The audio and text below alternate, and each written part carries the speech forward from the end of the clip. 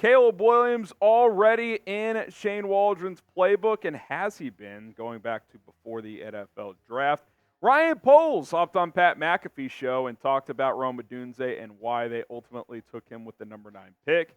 And Tory Taylor has a chance to be a big weapon for the Chicago Bears. All that and more is coming up on Chicago Bears Now, including a stadium update. My name is Harrison Graham. This is why you subscribe. Don't miss out. We cover the Bears daily for free here on this channel. So hit that sub button, turn on notifications. We're trying to get to 100,000 subscribers as soon as possible.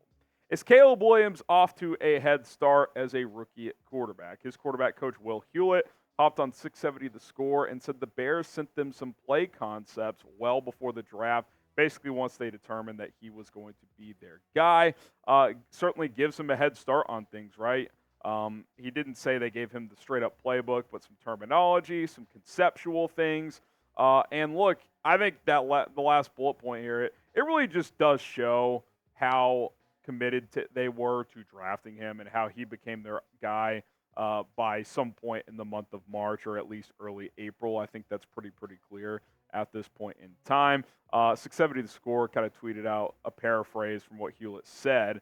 He said that they have pieces of the Bears' plays, Shane Waldron's terminology, and the basic route concepts in terms of depth and timing of the Bears as he's been training with Caeb Williams for the past 6 weeks. This gets me fired up, man, because sometimes, and look, and this will still probably be the case, but like there's going to be growing pains with any new quarterback, much less a rookie coming from college. But if you can skip just the early steps of like, oh, okay, I know on this play, this concept, you know, the guy's going to run a 7-yard slant or a 9-yard curl, or he's going to run a double move on the outside. Like if you just kind of understand what some of the concepts are, the route combinations, that kind of helps, you know, cheat maybe a day or two of practice early on in the process, kind of get past that. So that's definitely a good thing, and hopefully that helps him hit the ground running. I mean, they're not wasting time here. The Bears aren't, and Caeb isn't.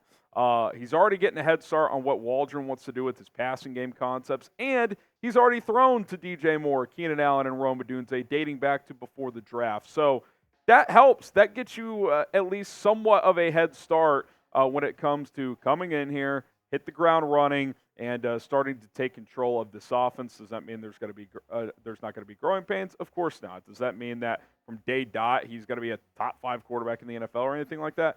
We don't know.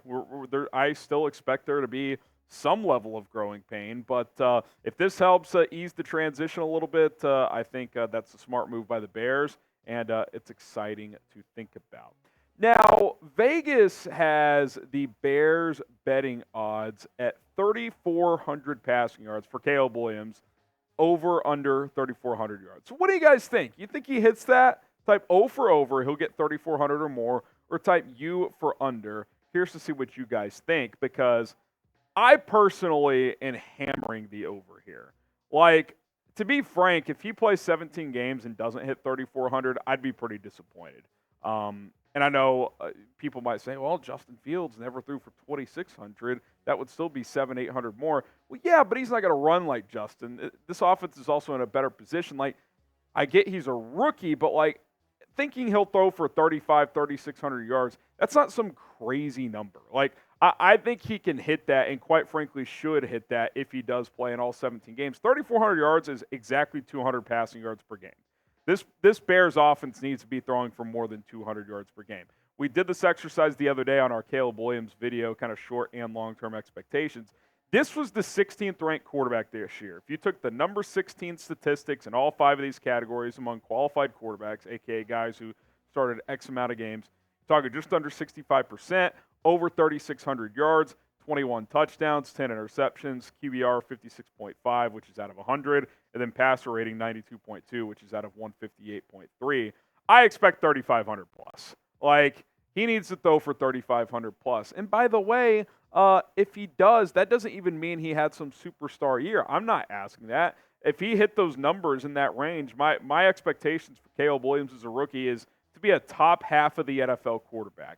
He's got enough weapons to do it. He's got enough talent to do it. I think this coaching staff offensively is a talented group as well. I'm not saying go be a top 5, top 10 guy. Go be the 15th best quarterback in the NFL. If you do that, that's a great start to a career. That's much better quarterback play than the Bears are used to. And quite frankly, that all but guarantees this will be a playoff team, considering that they were fairly close last year and they did not have that level of quarterback play. So I think 3,400 is too low. I think he'll hit the over on that, and I'm excited to see it happen.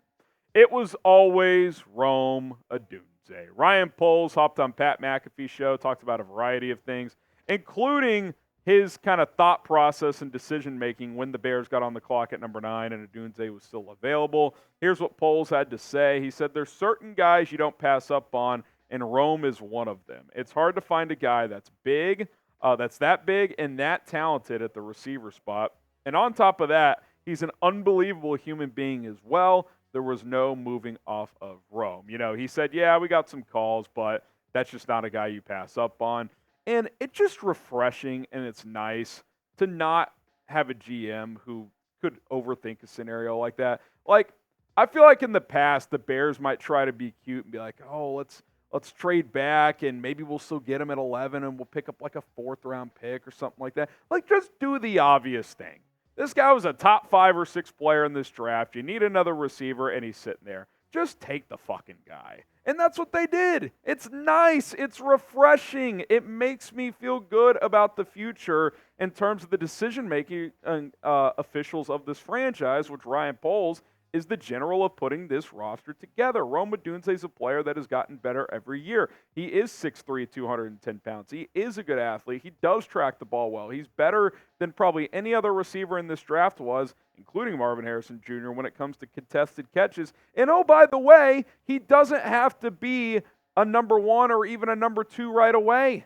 You got DJ Moore and Keenan Allen, 2 guys he can really learn from, and you can ease him in a little bit. Now, I think you need to expect him to produce as a rookie, but if he goes to, say, I don't know, a team like Arizona where Marvin Harrison Jr. is, they're thinking, hey, we need 1,100 yards out of you. Here, hey, go get us 500 to 800 yards, be a good number 3, and then you'll grow into a bigger role in year 2. If you give us more than that, awesome.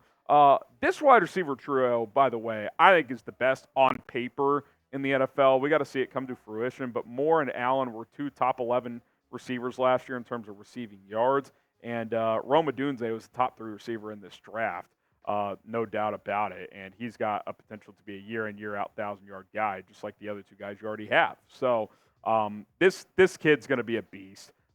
He doesn't have to be a beast early, which is nice, but it wouldn't shock me if he was. The guy has great work ethic, great character. He's going to put in the hours necessary to chase this greatness, and he's got a fellow rookie in Caeb Williams that they can push each other to go chase this greatness in Chicago. If you're excited for Rome Odunze, can I get a Rome in the comment section? Get the Romes going. Can't wait to hear that chant at Soldier Field. It's going to be absolutely fantastic. And if you want to get a Rome Odunze jersey, you can do so at chatsports.com/Rome. That link is in the comments and in the description of this video. Chatsports.com/Rome. Pick up a Rome Odunze jersey today and represent the new rookie receiver. Okay, let's talk special teams. Ryan Poles explained the Tory Taylor draft pick in an interesting way when he hopped on McAfee's show as well. That word uncomfortable was something that he used. And Pat McAfee, who was an NFL punter himself, said, hey, man, what was your thought process taking a punter in the 4th round? He said, to make anyone worth playing uncomfortable. I didn't play much in the NFL, but I knew running onto the field and having the ball spotted inside the 10-yard line is a very uncomfortable feeling.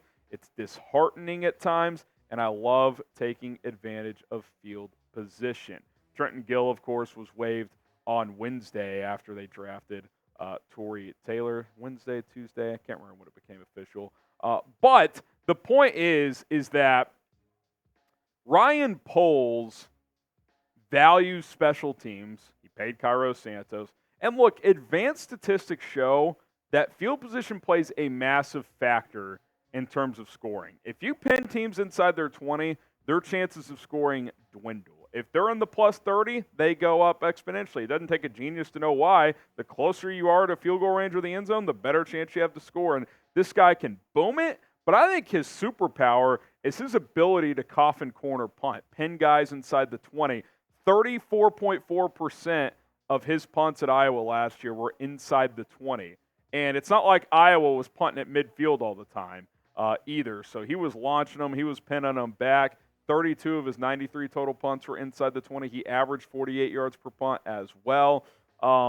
This is going to be a huge upgrade over Trenton Gill. And again, it's nothing against Trenton Gill.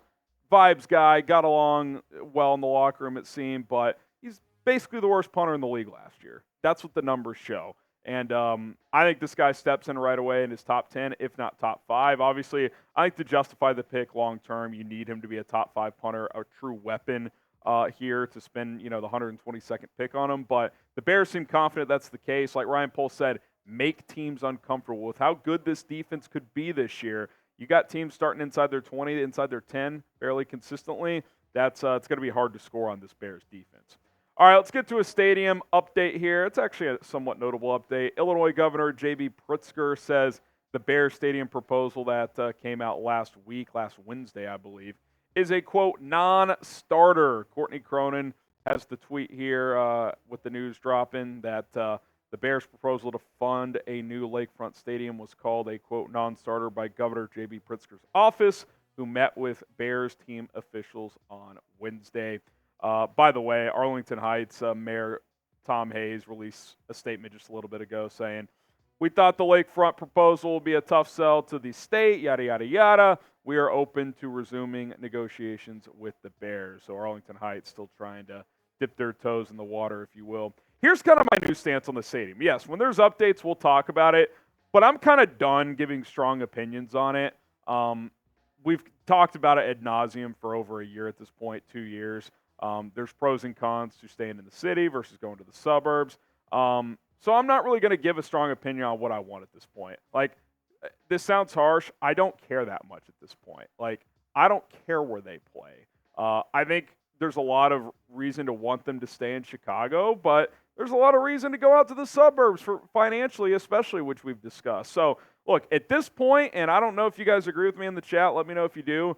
I'll just believe it when I see it starting. Like, when a shovel hits the dirt, I'll be like, all right, man, it's actually happening. Or when, ink hits paper and some kind of deal gets agreed to and they can start the project, we'll talk about it more. And, look, when there's updates like this, yes, it's my job to talk about them. But it's kind of one of those things where it's going to be one of these back and forth political games between the Bears and the city and the state and what other officials are involved. And when it happens, it happens. It's kind of exhausting at this point, if I'm being completely honest. Where do you guys think the Bears will play long term? Will it be in Chicago? Type Y for yes. If you don't, if you think it'll be in the suburbs, Arlington Heights or somewhere else, type in for no. Will the Bears be in Chicago long term? Y for yes, or you can type in for no. All right, there you have it. The latest Bears news and rumors coming at you live here on Chicago Bears Now by Chat Sports. Appreciate everybody for tuning in. More to come here on the channel.